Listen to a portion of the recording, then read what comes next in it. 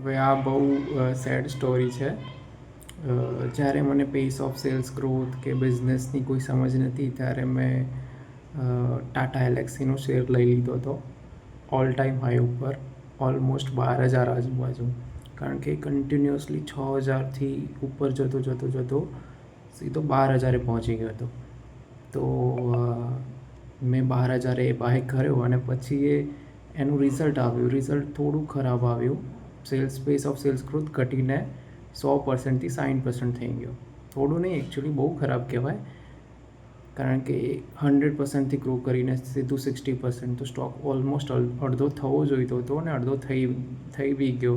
તો એ 12,000થી ઘટીને છેક 8,000 આજુબાજુ આવી ગયું. પછી તો બી મેં વેચ્યો નહીં, મેં ઉપરથી એડ કર્યો અને 6,000 પછી મેં લોસ ખાઈને વેચ્યો. તો પેસ ઓફ સેલ્સ ગ્રોથ જોઈને જ ઇન્વેસ્ટ કરવું જોઈએ આપણે. અને ઇન્વેસ્ટિંગમાં નામ જોઈને આપણે જે બી ઇન્વેસ્ટ કરીએ છીએ એ વસ્તુ જ ખોટી છે. મેં ટાટા એલેક્સીનું નામ જોઈને અને એનો પાસ્ટ ગ્રોથ જોઈને મેં ઇન્વેસ્ટ કર્યું હતું, તો લોસ કર્યો.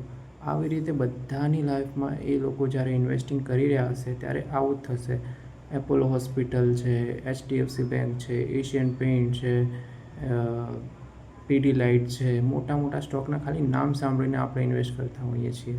કંપની શું કરી રહી છે, એના ફાઇનાન્સીસ શું છે, કેટલો સેલ્સ કરી રહી છે, શું પ્રોફિટ છે, કોઈ કંઈ જ જોતું નથી. તો જુઓ, એનું રિઝલ્ટની રાહ જુઓ. ક્વાર્ટરલી રિઝલ્ટ આવે છે, યરલી રિઝલ્ટ આવે છે, બધું એનાલિસિસ કરીને પછી જ ઇન્વેસ્ટ કરો.